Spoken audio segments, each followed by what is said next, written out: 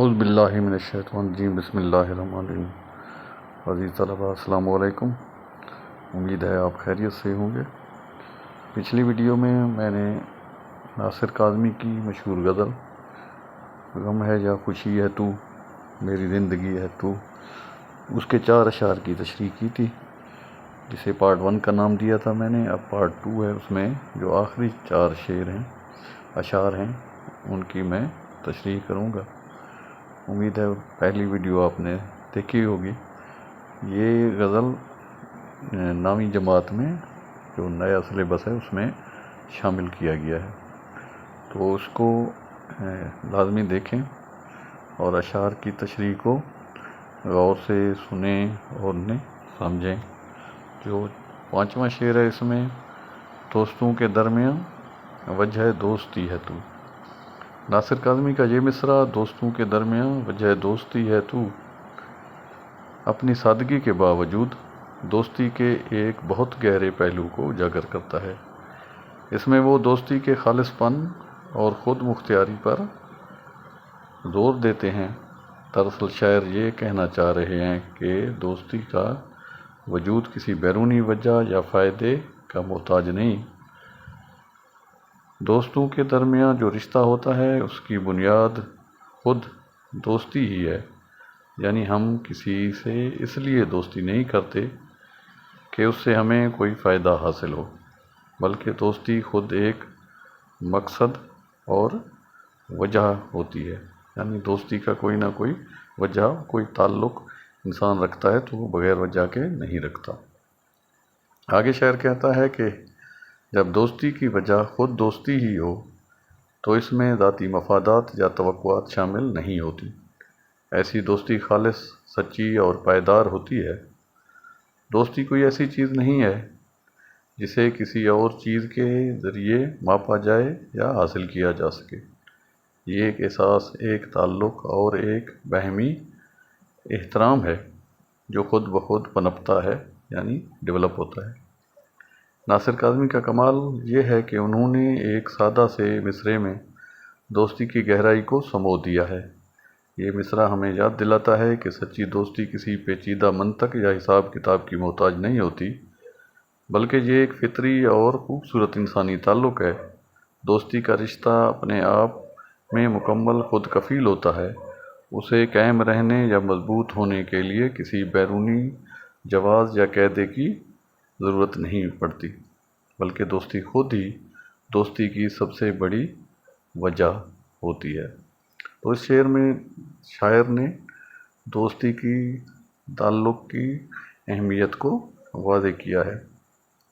جو اگلا شعر ہے، میری ساری عمر میں ایک ہی کمی ہے تو۔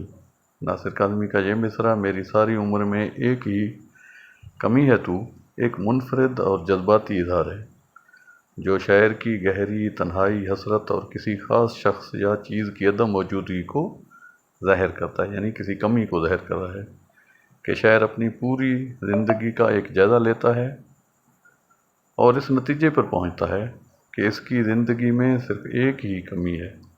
یہ ایک کمی معمولی نہیں بلکہ اتنی بڑی ہے کہ اس نے پوری عمر کو متاثر کیا ہے۔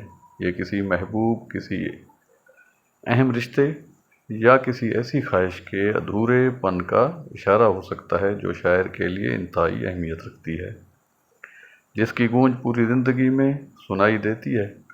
وہ صرف تو ہے۔ یہ تو دراصل شاعر کی سب سے بڑی محرومی اور حسرت کی طرف ایک اشارہ ہے۔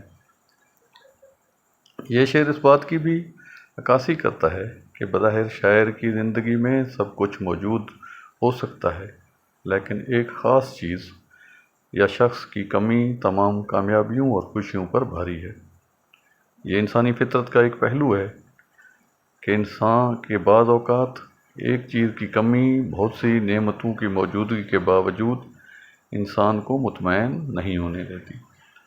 یہ شعر شاعر کی اندرونی کرب، یعنی دکھ اور ایک نہ پوری ہونے والی آرزو کا عکاس ہے۔ یہ بتاتا ہے کہ شاعر نے اپنی پوری زندگی میں اس کمی کو محسوس کیا ہے اور اب بھی اسے شدت سے یاد کرتا ہے۔ ناصر کاظمی اس مصرعے کے ذریعے اپنی زندگی کی سب سے بڑی محرومی اور حسرت کو بیان کرتا ہے۔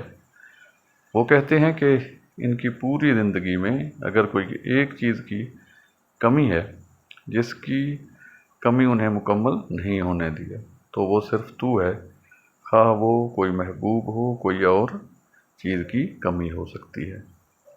اگلا شعر ہے، میں تو وہ نہیں رہا، ہاں مگر وہی ہے تو۔ ناصر کاظمی کا یہ مصرع گہرے فکری اور جذباتی ابہام لیے ہوئے ہے، جو تعلقات میں وقت کے ساتھ آنے والی تبدیلیوں اور کسی خاص شخص کی مستقل حیثیت کو خوبصورتی سے بیان کرتا ہے۔ میں تو وہ نہیں رہا، شاعر اپنی ذات میں آنے والی تبدیلیوں کا اعتراف کر رہا ہے۔ وقت گزرنے کے ساتھ انسان کے خیالات، تجربات، احساسات اور حتیٰ کہ اس کی شخصیت میں بھی نمایاں تبدیلیاں آتی ہیں۔ یہ تبدیلی عمر کے تقاضوں اور زندگی کے تجربات، ناکامیوں یا کامیابیوں کا نتیجہ ہو سکتے ہیں۔ ہاں مگر وہی ہے تو، یعنی دوسرا مصرع ہے جس میں محبوب کی مستقل مزاجی اور عدم تبدیلی کو ظاہر کرتا ہے۔ وہی ہے تو سے مراد یہ ہو سکتا ہے کہ محبوب اپنی اصلی فطرت، کردار یا اس حیثیت میں کوئی تبدیلی نہیں لایا۔ یہ وفاداری، پختگی یا کسی بھی ایسے وصف کی نشاندہی کرتا ہے جو وقت کے ساتھ برقرار ہے۔ شعر کے دونوں حصوں کے درمیان ایک خوبصورت تضاد پایا جاتا ہے۔ ایک طرف شاعر اپنی ذات کی تبدیلی کا اقرار کر رہا ہے اور دوسری طرف محبوب کی مستقل مزاجی کو سراہ رہا ہے، یعنی اس کی تعریف کر رہا ہے۔ یہ تضاد اس بات کو نمایاں کرتا ہے کہ رشتوں میں دونوں فریقین کا یکساں بدلنا ضروری نہیں۔ بعض اوقات ایک بدل جاتا ہے اور دوسرا اپنی اصلی حالت پر قائم رہتا ہے، اور یہی چیز